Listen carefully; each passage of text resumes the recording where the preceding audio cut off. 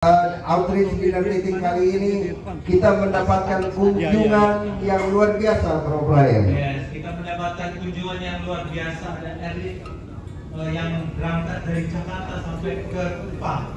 Nah, ini luar biasa, malam ini spesial. Jadi Bapak Ibu Saudara, persiapkan benar-benar, kita akan diberkati.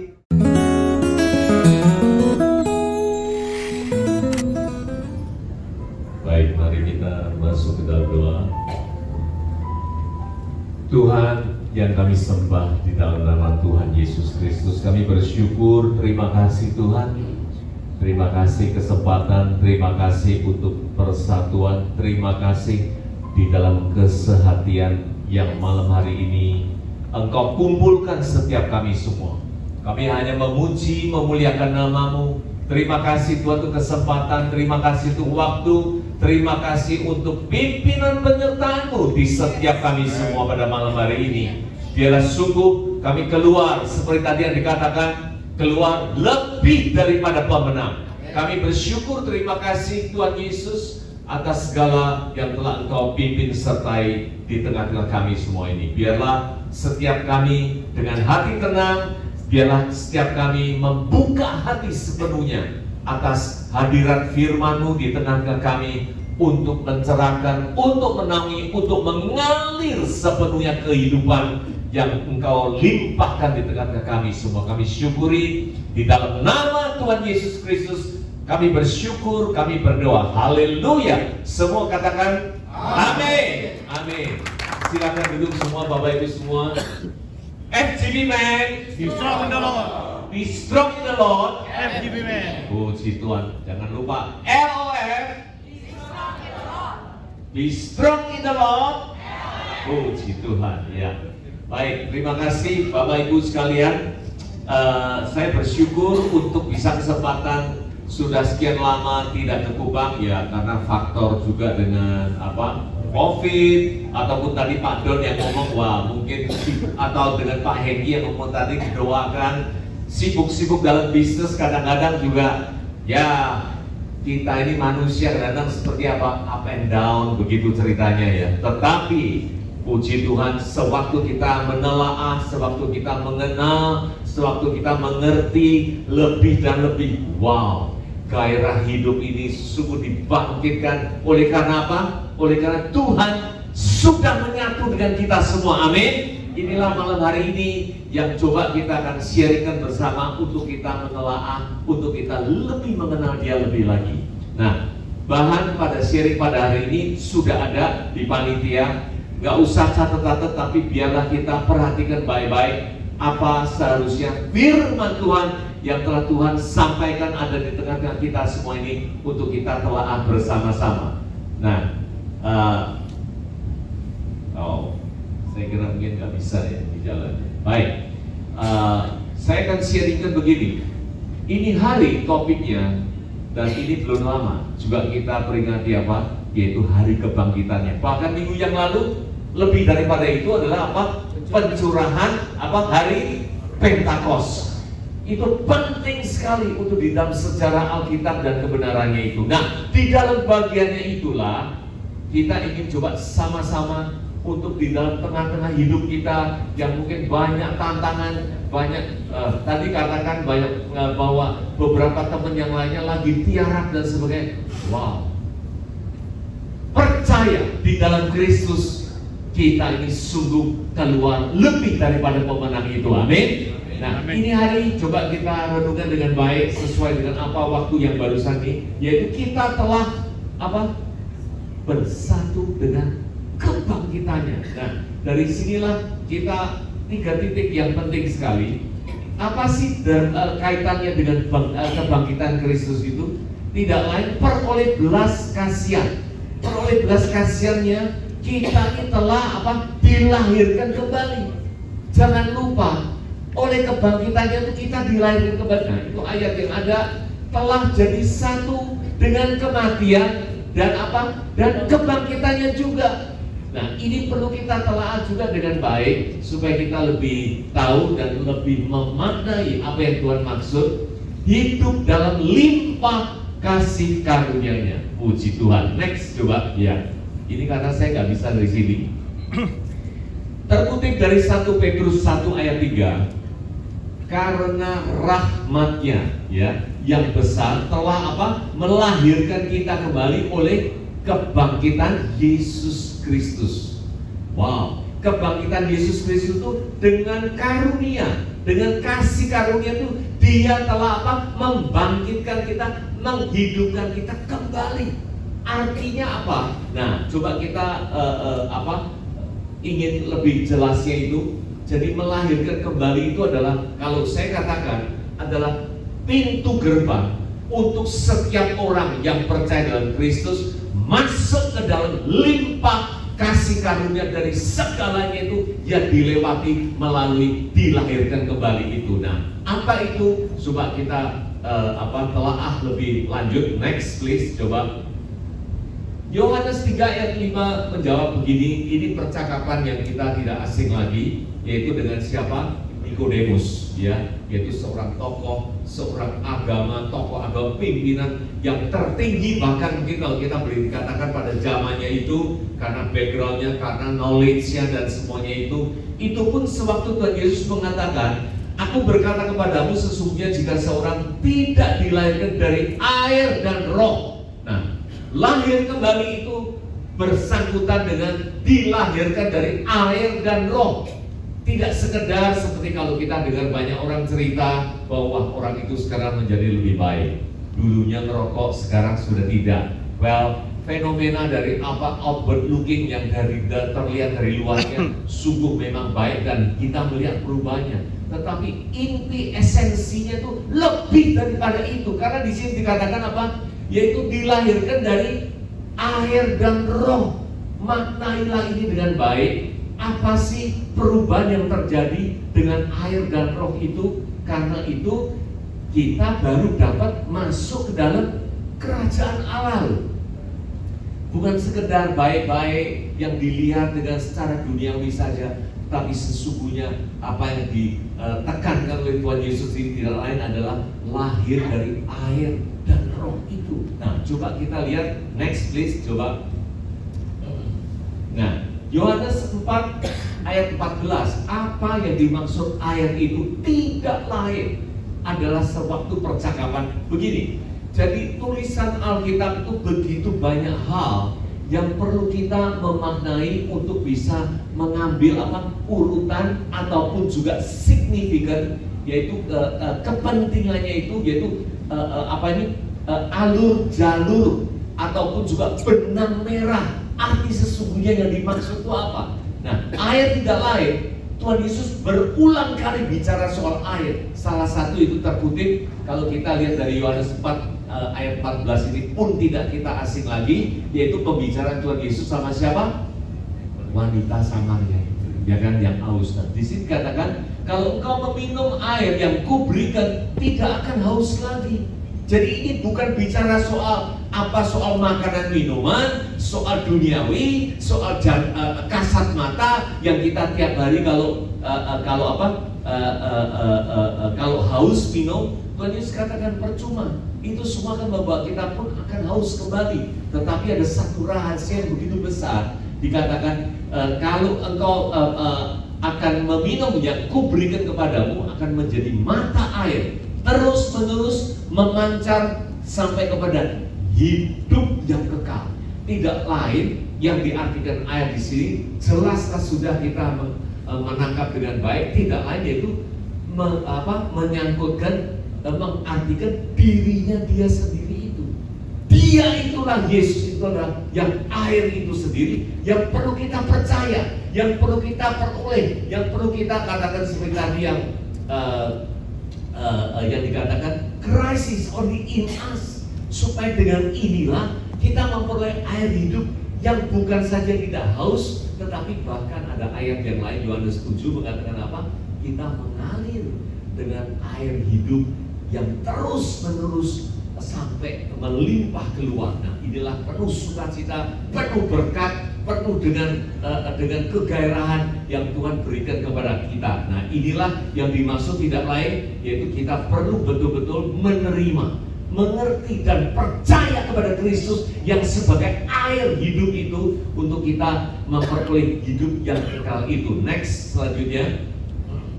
Nah, Yohanes 6 ayat 63 dikatakan, nah ini ayat demi ayat supaya kita menemukan alur yang sesungguhnya. Dikatakan demikian, rohlah yang memberi hidup.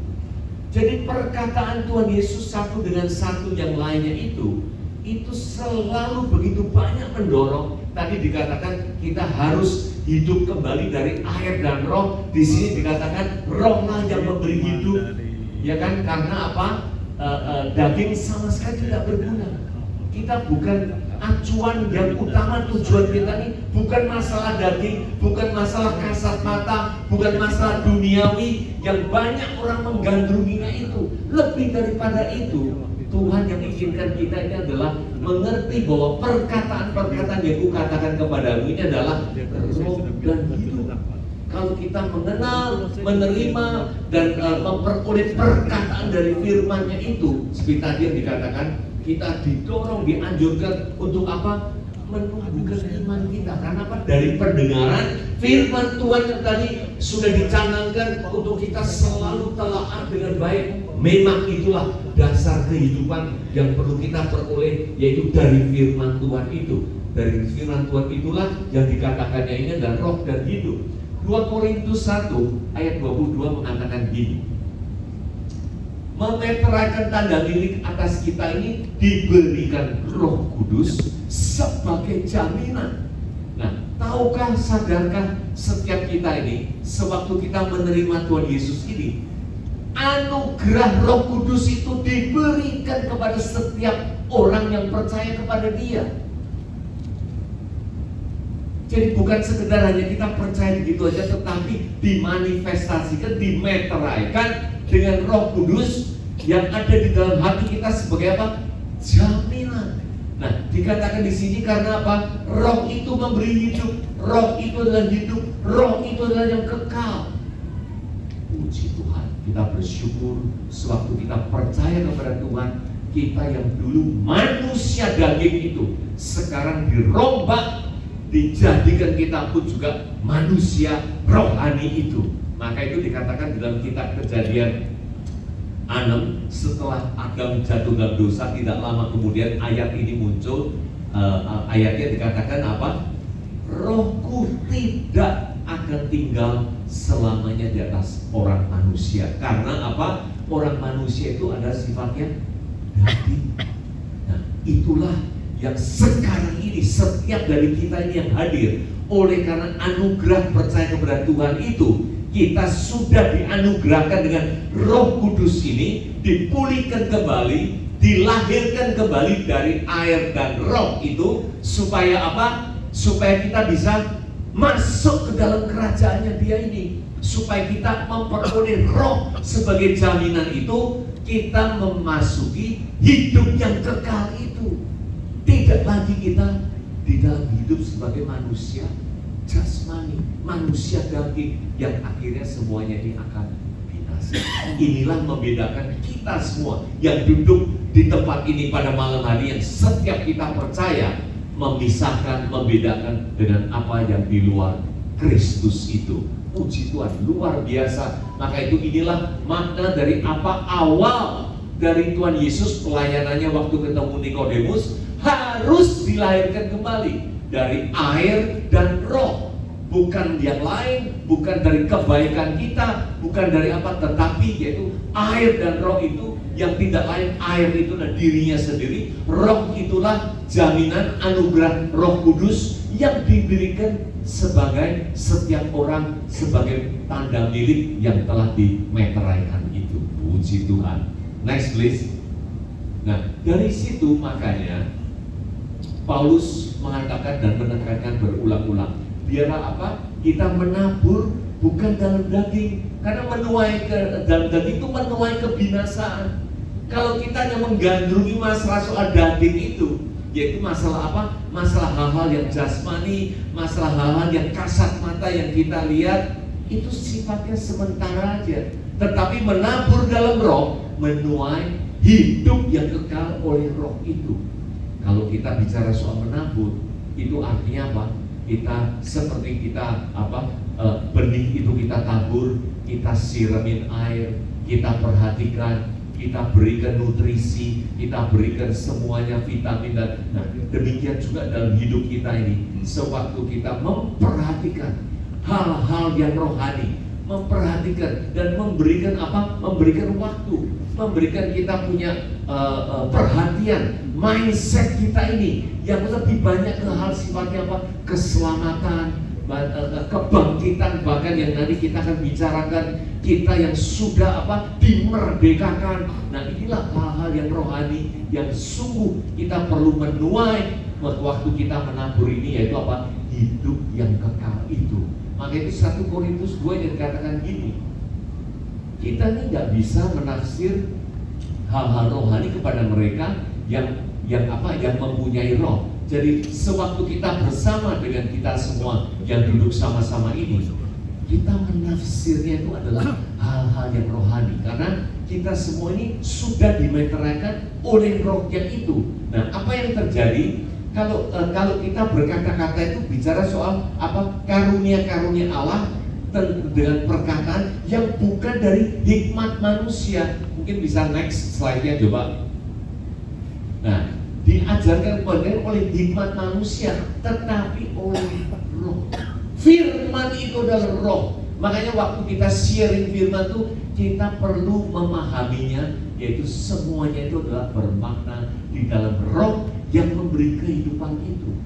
Bukan sekedar hanya jasmani, hal-hal yang itu yang dihitungkan. Nah, di sini dikatakan manusia duniawi tidak dapat menerimanya, karena semuanya ini adalah berasal dari roh. Bagi mereka, hal-hal yang rohani ini suatu kebodohan yang mereka tidak ngerti, mereka nggak bisa terima. Jadi akhirnya mereka stuck di sana itu, dan akhirnya itulah tidak akan dapat masuk ke dalam kekekalan, dalam kerajaan Allah itu yang dimaksud, karena mereka tidak memahami secara rohani.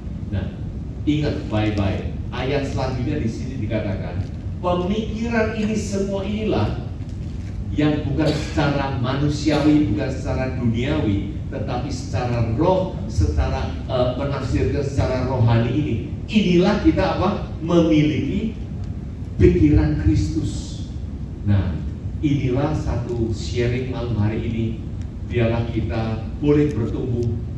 Kita bukan lagi sekedar hanya meminum susu seperti Ibrani 5 yang katakan, tetapi kita mau siap dipandang dari sudut waktu, dipandang dari pelayanan kita. Ini semua senior-senior yang duduk di sini puluhan tahun di dalam Tuhan. Biarlah kita siap untuk makanan yang keras, makanan yang solid dikatakan di situ, yaitu dewasa di dalam Kristus, yaitu memiliki pikiran Kristus yang selalu itu kita menilai, kita ingin tahu, kita ingin lebih mengenal dalam hal-hal yang rohani. Tafsiran rohani, bukan sekedar hanya jasmani ataupun juga pengenalan-pengenalan duniawi yang pada umumnya orang gandrungi, orang yang inginkan itu. Next please. Nah, dari situlah saya ingin mulai masuk ke dalam tema pada malam hari ini, yaitu menjadi satu di dalam kebangkitannya. Ini hal-hal yang menakjubkan. Orang dunia tidak akan bisa menerima, orang dunia luar itu tidak akan bisa mengerti soalnya. Tetapi padahal firman Tuhan sudah menekankan hal ini. Terkutip dari Roma 6 mengatakan demikian. Tahukah kamu bahwa kita semua ini telah dibaptis di dalam Kristus? Amin. Kita sewaktu percaya, kita itu dibaptis di dalam Kristus. Itulah arti sesungguhnya dalam rohani. Baptisan air baik-baik saja. Itulah yang ditentukan oleh hamba Tuhan, oleh pendeta, hari Minggu tanggal berapa, itu pun menyaksikan bahwa kepada komunitas saya ini sekarang percaya kepada Tuhan. Makanya saya mau diterima, dibaptis dengan air untuk disaksikan oleh komunitas, teman-teman sekeliling di gereja, itu baik, hal yang baik sekali. Lebih daripada itu, makna sesungguhnya dari rohaninya itu adalah tidak lain seperti dikatakan, kita begitu percaya Tuhan, kita ini telah dibaptis di dalam Kristus. Di dalam apa? Di dalam kematiannya loh. That is no longer me. Itulah apa yang dikatakan apa? Kita ini kalau mengikuti Kristus, kita harus apa? Menyangkal diri. Karena segalanya ini sekarang kita berpusat kepada Kristus itu. Maka itu kita dibaptis itu artinya apa? Percaya kepada Tuhan dan dibaptis bersama-sama mengikuti Kristus, yaitu apa? Bersama di dalam kematiannya itu. Suka-suka kita ngomong begini. Kita bersyukur, berterima kasih kepada Tuhan. Dia begitu baik. Dia mengorbankan segala-galanya sampai akhirnya nyawanya sendiri pun dikorbankan untuk apa? Penebusan dosa manusia. Sampai dia akhir mati di atas kayu salib. Untuk itu kita patut bersyukur. Kita berterima kasih kepada Tuhan oleh karena begitu besar berkatnya dan anugerahnya untuk menyelamatkan manusia itu. Tetapi tahukah, apakah statement yang pemahaman demikian ini sudah lengkap seperti apa yang Tuhan pikirkan? Tidak. Camkan baik-baik, Bapak Ibu sekalian. Kenapa? Bukan dia saja yang di atas kayu salib, yang disalibkan, yang mati, tetapi sewaktu kita mensyukuri hal itu dan terima Tuhan Yesus, kita pun sama-sama dibaptis di dalam kematiannya. Jadi bukan saja sekedar Tuhan Yesus yang mati di atas kayu salib, kita sendiri pun ikut serta dibaptis dalam kematiannya itu. Ini adalah jalan yang Tuhan sudah tentukan. Tidak ada pilihan lain. Di dalam Kristus kita harus mengikuti bahwa Kristus mati untuk kita, kita pun ikut mati di dalam kayu salib bersama-sama dengan Kristus itu. Kapan terjadi? Apakah ini hal yang akan datang atau nanti dan kemudiannya di zaman yang akan datang? Tidak. Di sini dikatakan yaitu sewaktu kita percaya di dalam Kristus, ini kita seketika itu bersama, dimaknainya kita dibaptis dalam kematiannya itu. Bahkan di sini dikatakan dengan demikian kita telah dikuburkan juga sama-sama dengan Kristus oleh baptisan di dalam kematiannya itu. Sama seperti Kristus telah dibangkitkan dari antara orang mati oleh kemuliaan Bapa, demikian kita apa? Hidup dalam hidup yang, next slide please, tolong. Ya. Next. Ya. Oh, no. Saya kira itu sebelumnya ada satu slide yang kedepannya. Kita masuk ke dalam hidup yang baru itu. Nah, kita telah menjadi satu dengan apa yang dengan kematiannya. Kita juga menjadi satu dengan sama dengan apa? Kebangkitannya. Puji Tuhan. Kita beri tepuk tangan untuk Tuhan. Oleh karena kita ini percaya Tuhan, kita sama-sama dalam kematiannya, kita sama-sama dikuburkan, kita sama-sama pun dibangkitkan itu. Dalam semua ini adalah ranah apa? Pemahaman secara rohani, bukan lagi secara jasmani.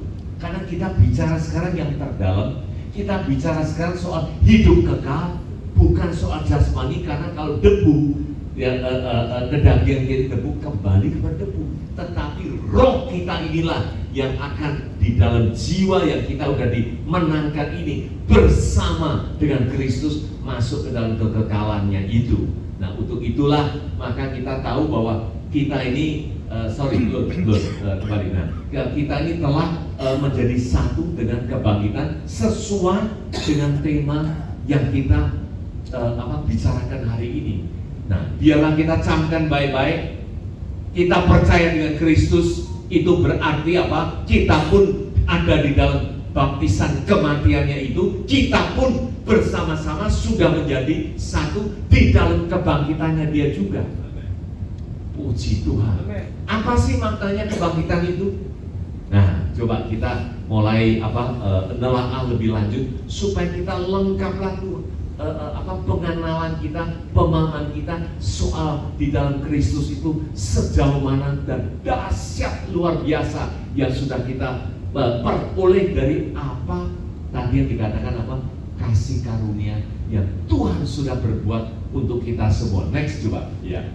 Nah, ayat ini sangat terkenal. Kita semua pun sudah tahu. Kalau dulu ayat ini bagi saya lihat, oh iya benar, ya nanti saya akan memperoleh hidup yang kekal. Terima kasih Tuhan, terima kasih Tuhan Yesus. Renungkan baik-baik, apakah ayat itu bicaranya demikian? Coba, di sini dikatakan jawab Yesus, akulah kebangkitan dan hidup.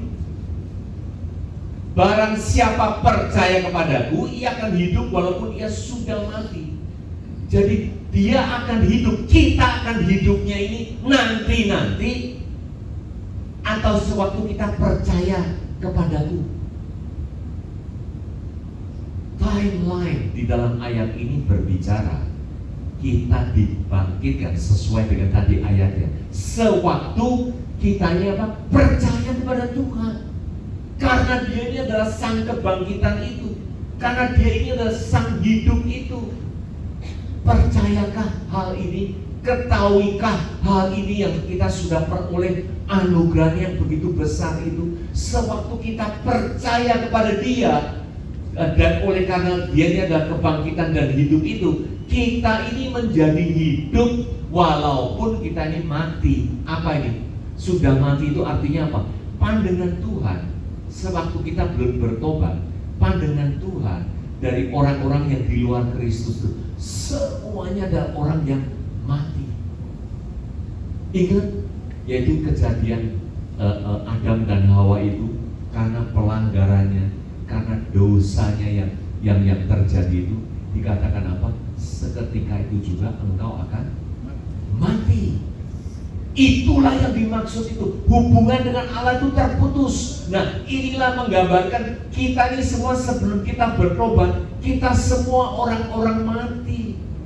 Orang-orang yang belum di dalam Tuhan. Maka itu dikatakan ini, karena percaya kepada Kristus, kita ini memperoleh hidup walaupun sebelumnya itu mati. Nah, ayat selanjutnya meneruskan, setiap orang yang hidup, yang orang yang sudah hidup nih di dalam Kristus ini, yang percaya kepadaku, karena percaya kepada Kristus kita memperoleh hidup itu apa? Tidak akan mati untuk selama-lamanya. Puji Tuhan, bahwasanya bahwa kita semua ini yang sudah percaya Kristus tidak akan mati lagi.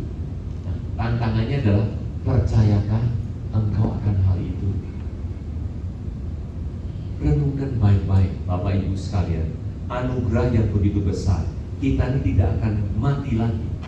Kita, jasad kita ini, body kita ini, kedagingan kita ini, sewaktu kita mati boleh debu kembali kepada debu, tetapi kita terus akan, sudah tidak akan mati, masuk ke dalam kekekalannya bersama-sama dengan Kristus. Amin. Amin. Beri tepuk tangan untuk Tuhan kita. Luar biasa anugerah Tuhan yang sudah Tuhan berikan kepada kita. Camkan baik-baik apa ayat ini sesungguhnya yang dimaknai bersama dengan tadi dikatakan, karena kita sudah menjadi satu di dalam apa? Di dalam kebangkitannya itu. Puji Tuhan, yes. Jadi kalau kita ini sudah percaya, artinya apa? Kita sudah dibangkitkan. Bukan nanti-nanti, karena di sini dikatakan sewaktu kita percaya kepadaku. Barang siapa percaya kepadaku, kita akan memperoleh hidup. Kita tidak akan mati lagi. Maka itu sesuai dengan apa yang tantangan Tuhan Yesus. Percayalah, peganglah dengan baik, bahwa pemahaman inilah menjadi dasar iman kita yang kita ingin tumbuhkan bersama. Coba, mari kita melihat, kita menelaah lebih lanjut anugerah kebaikan Tuhan yang begitu besar, supaya kita betul-betul pahami, supaya kita betul-betul menjadi apa? Dasar iman yang kuat di tengah-tengah hidup setiap orang yang percaya di dalam Kristus. Amin. Next please, coba. Ya. Nah, inilah yang ayat demi ayat, perkataan dari Tuhan Yesus sendiri dijabarkan oleh karena pewahyuan Paulus, oleh perkataan Kristus dijabarkan lebih lanjut supaya satu dengan yang lainnya sinkron, menjadi satu alur yang tidak bertentangan, bahkan saling mendukung. Paulus mengatakan gini, karena dengan dia kamu dikuburkan dalam baptisan. Nah, kembali lagi seperti apa yang tadi dikatakan itu, dan di dalam dia kamu turun dibangkitkan di dalam Kristus loh. Artinya apakah kita ini sudah dalam Kristus belum? Puji Tuhan, kita semua percaya bahwa kita semua sudah ada di dalam Kristus. Makanya kita turut dibangkitkan juga oleh apa? Oleh kepercayaan. Kepercayaan kita yang mana? Yang sekarang, apa nanti berlakunya nanti? Sekarang juga. Karena every sentence di dalam kata-kata ini semuanya menunjukkan present tense, bukan yang nanti atau bagaimana, tidak. Ya turut dibangkitkan juga. Dan apa? Nah, inilah yang ingin kita bahas, yaitu kepada kerja kuasa Allah. Oleh karena kebangkitannya ini yang kita udah peroleh, kerja kuasa Allah ada di tengah-tengah diri kita ini, yang telah membangkitkan dia dari orang mati juga. Maka itu camkan dengan baik-baik Bapak Ibu sekalian, bahwa di dalam kepercayaan yang kita miliki itu, kita turut sudah dibangkitkan. Bukan satu ayat, beberapa ayat saling mendukung, saling menguatkan, supaya kita tahu bahwa itulah betul-betul adalah apa yang Tuhan sudah lakukan di tengah-tengah kehidupan iman kita di dalam Kristus itu. Maka itu Kisah Rasul 4 ayat 33. Ini adalah satu kejadian di mana para rasul, orang-orang pengikut Kristus dengan apa? Dengan semangat, dengan giat untuk mengabarkan Injil, kuasa yang besar. Rasul memberikan kesaksian tentang apa? Kebangkitan Tuhan Yesus. Mereka semua hidup dalam kasih karunia yang melimpah-limpah. Wow, puji Tuhan. Tanpa pemahaman yang baik, tanpa pemahaman yang benar bahwa kita ini sudah dibangkitkan, bahwa kita sudah menjadi satu dalam kebangkitannya, bahwa kita sudah hidup untuk selama-lamanya dan Kristus. Tanpa dasar pemahaman ini semua, apakah kita bisa hidup di dalam kasih karunia yang melimpah-limpah ini? Renungkan baik-baik. Biarlah kita camkan baik-baik ini untuk apa? Seperti para rasul dikatakan di sini, mereka semua hidup dalam kasih karunia yang melimpah-limpah. Puji Tuhan, haleluya. Saya rasakan Bapak Ibu sekalian, kesaksian saya pribadi, merenungkan ayat demi ayat, setelah telaah dengan baik, setelah mengerti sejauh begitu jauh Tuhan sudah lakukan di tengah-tengah hidup kita ini. Seperti apa tadi ayat yang demi ayat menjelaskan ini. Wow, hidup saya sekarang full konsentrate apa? Baik di dalam pelayanan maupun di dalam pekerjaan. Ini hikmat Tuhan turun mengalir terus tiap hari. Di dalam kesibukan pekerjaan pun juga kita bisa menerima apa? Kekuatan, arahan, pimpinan, bimbingan Tuhan. Nah, ini loh, semuanya ini serentak ada di dalam kelimpahan kasih karunia-Nya itu. Puji Tuhan. Pabrik yang apa? Yang kami dirikan sewaktu pandemik, yang namanya pandemik, begitu banyak pekerjaan yang kurang, yang tutup.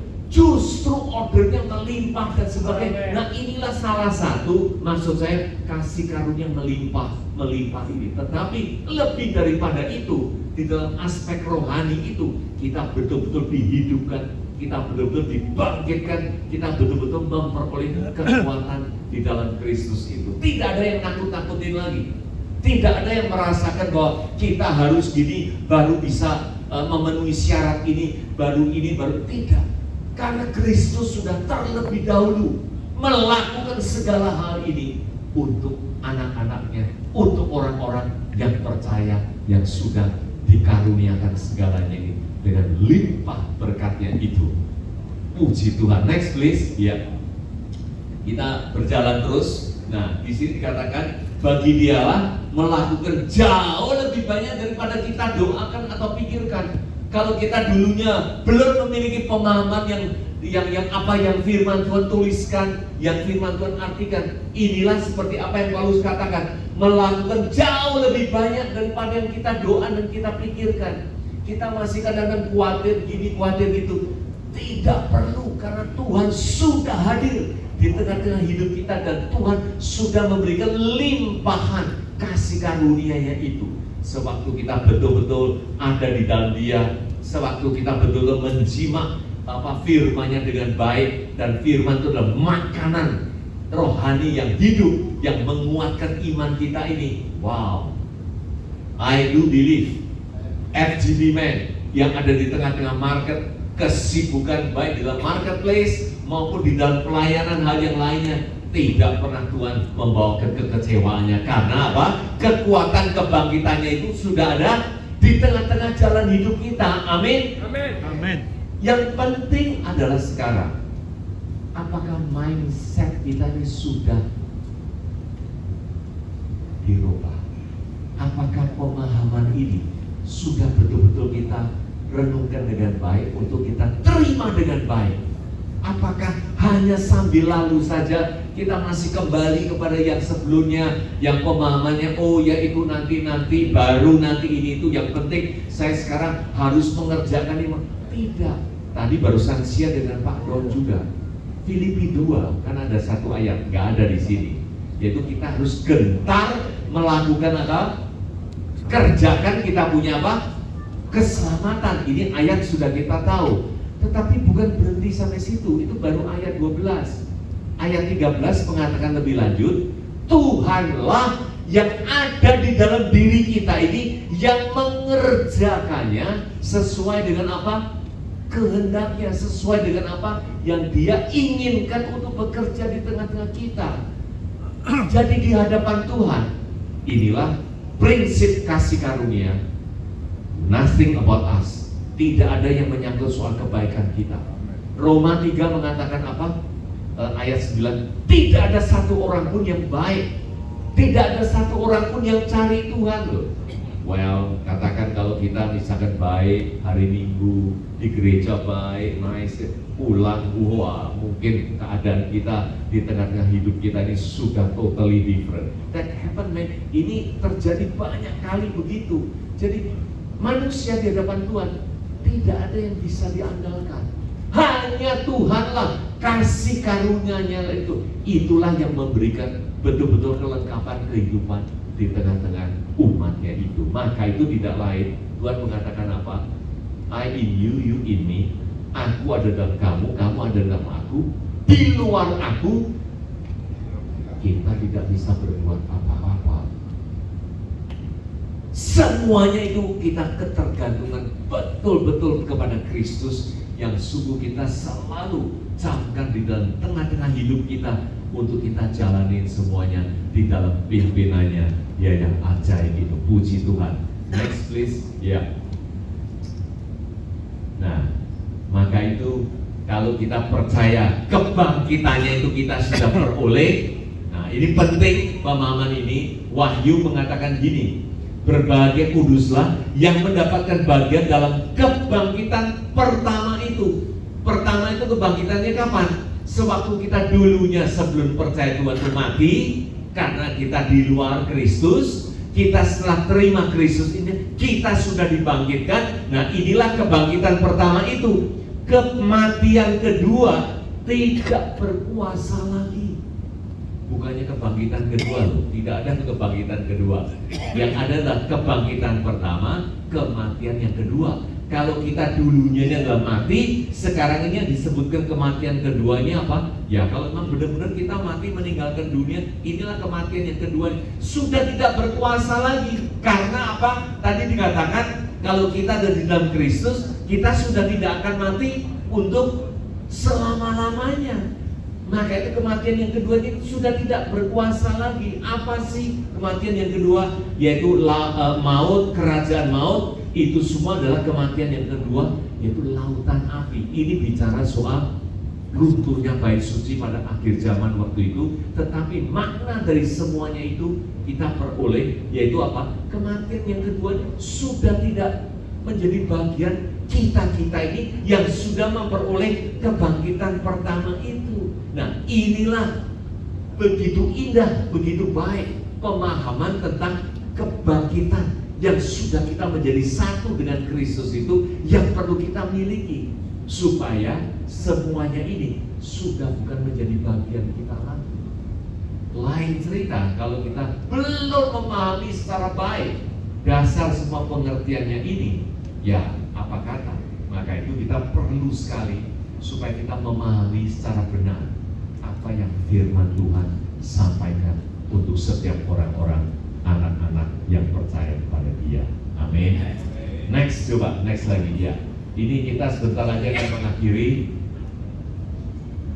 Yohanes 14 mengatakan gini, jika seorang mengasihi aku, ia akan apa? Menuruti firman-Ku. Sekali lagi, ini adalah pemahaman yang perlu kita camkan baik-baik. Banyak orang mengira kalau kita mengasihi Tuhan, ya tunjukkan dong, oke, sibuk ini, melayani itu. Tidak keliru, itu baik saja. Tetapi lebih daripada itu, makna atau apa firman yang tertulis yang Tuhan inginkan adalah apa? Menuruti firman-Ku. Inilah yang terpenting bagi Tuhan, supaya kita mengerti firman-Nya dan mengikuti, bukan sekedar mengerti, tetapi occasion atau kesempatan yang lain kita bicaranya lain, kita masih bilang, oh kita belum di dalam kebangkitannya, belum itu nanti. Oh, kalau ada kalangan ngomong itu ya ikut-ikut gitu. Nah, akhirnya apakah kita benar-benar menuruti firman-Nya? Inilah hal yang perlu introspeksi diri kita sendiri, supaya kita tahu kita ini menjalankannya ini secara konsisten atau hanya sesaat-sesaat saja. Padahal di sini dikatakan yang diartikan mengasihi Tuhan itu at the first place, yang paling utama adalah mengerti firman-Nya dan menuruti firman-Nya Tuhan itu. Maka itu kami, yaitu semuanya ini, Bapak, Tuhan Yesus akan datang kepada diam bersama-sama dengan Dia. Karena kita sudah menjadi satu, karena kita sudah mengenal firman-Nya, kita sudah mengerti, Dia sudah hidup di tengah-tengah kita. Nah, serentetan ini semualah yang perlu kita pahami dengan baik, supaya kita betul-betul bersama dengan Dia. Nah, dikatakan sebaliknya, kalau barang siapa tidak mengasihi aku, ia tidak menuruti firman-Ku. Camkan baik-baik bahwa mengasihi itu bukan sekedar hanya kita menunjukkan, kita melakukan ini itu dari sayanya, bukan. Kembali semuanya itu tidak lain adalah dasar firman Kristus itu. Apakah kita betul-betul camkan, apakah itu betul-betul masuk ke dalam pemahaman kita yang terdalam, yang kita pegang dengan baik untuk pemahaman apa yang Tuhan firmankan itu, supaya kita benar-benar di matanya, di hadapannya Dia, kita adalah orang-orang yang mengasihi Dia sesungguhnya. Amin. Kebaikan mengenai hal ini apa? Coba kita lihat next coba ya. Nah, di dalam Wahyu 3 ayat 10 ini pun dikatakan demikian. Yang menuruti firman-Ku itu adalah yang tekun menantikan aku. Tiap hari kita tekun menantikan hadirat apa dalam firman-Nya, kita menelaahnya, kita memahaminya, kita membacanya. Nah, ini semua adalah ketekunan yang kita perlukan soal firman ini. Dari situlah kita akan memperoleh apa? Perlindungan dari pencobaan. Ini sekali lagi ada bicara soal apa? Sebelum tahun 70 runtuhnya bait suci, kecelakaan yang terbesar yang akan terjadi, supaya kita di luar dari pencobaan itu. Tetapi makna rohaninya pun demikian. Sewaktu kita benar-benar ada di dalam Dia dan menantikan tekun dalam Dia, kita pun akan diluputkan dari segala pencobaan. Nah, inilah apa yang kita ketahui, dan kita perlu camkan baik-baik bahwa kita memahami firman-Nya itu. Kita sudah dibangkitkan, kita sudah menjadi satu bersama dengan Kristus di dalam kematian maupun kebangkitannya. Untuk itulah kebaikan-kebaikan Tuhan menyertai di dalam sepanjang hidup kita semuanya itu. Amin. Next please. Ya. Bapak Ibu sekalian, dari situ biarlah kita saling mendorong, saling bertumbuh, saling kita bertumbuh di dalam mengenal Dia yang sesungguhnya, mengenal Dia, bertumbuh selanjutnya. Karena apa? Di dalam Paulus punya waktu-waktu yang sisa terakhirnya itu, waktu menulis buku Timotius. Timotius itu dikatakan adalah seri buku dari Paulus yang terakhir. Dia mengatakan, awasilah dirimu sendiri, awasilah ajaranmu, supaya pengenalan kita, pemahaman kita mengenal firman-Nya itu secara benar. Bertekunlah semuanya itu. Karena apa? Kalau tidak, engkau akan menyelamatkan berbuat semuanya ini apa? Untuk menyelamatkan dirimu dan semua orang yang mendengar engkau. Kita jangan memberikan wrong message. Kita jangan mengadreskan hal-hal yang tidak sesuai dengan firman Tuhan itu. Makanya firman itu sangat penting menjadi pelita hidup kita ini. Seperti Amsal yang mengatakannya demikian itu. Makanya kita anjurkan supaya kita selalu apa? Saling sharing, saling menguatkan, supaya kita mengenal firman-Nya ini betul-betul lebih daripada segalanya. Awasilah ajarannya ini, supaya ini semua apa? Menyangkut keselamatan siapa? Keselamatan diri kita maupun dengan orang lain yang mendengarkannya. Maka inilah yang semua pertumbuhan yang perlu kita peroleh di dalam kita mengawasi apa yang kita kenal soal firman Tuhan itu. Puji Tuhan. Terakhir, next ya. Ini ayat sangat terkenal, semuanya tahu ya. Jadi Allah turut bekerja dalam segala sesuatu mendatangkan kebaikan bagi mereka. Bagi siapa? Mereka yang mengasihi Dia. Ini loh the last point yang kita ingin tunjukkan, bahwa sewaktu kita benar-benar mengenal firman-Nya, kita menggrabs dengan baik, dan itulah kita menuruti firman-Nya. Itulah yang Tuhan maksud mengasihi Dia. Di dalam segala hal Tuhan akan turut bekerja mendatangkan kebaikan. Amin. Kita tidak khawatir lagi, kita kuat di dalam Dia. Oleh karena kita sungguh apa? Mengenal, mengasihi, karena kita menuruti firman-Nya itu. Dan di sini kata yang mengasihi Dia ini, yaitu sesuai apa yang dipanggil dengan Dia, apa sesungguhnya firman yang tercantum, yang diartikan sesungguhnya bagi setiap orang-orang yang sudah percaya kepada Dia. FGB man, Be strong in the Lord. be strong in the Lord. FGB man. LOF, puji Tuhan. Amin. Puji Tuhan. Biarlah kita semua renungan pagi hari ini, Dia yang begitu besar, Dia yang sudah melakukan begitu banyak hal. Ketahuilah, camkanlah, dan betul-betul memiliki semua ini pemahaman yang baik. Awasi semuanya ini supaya pengertian kita ini di dalam jalur yang benar, dan pun juga kita mengasihi Dia di dalam segala hal. Tuhan mendatangkan kebaikan bagi setiap kita semua yang percaya kepada Dia. Amin. Next slide yang terakhir, puji Tuhan, yaitu Christ in you, the hope of glory. Thank you, thank you. God bless.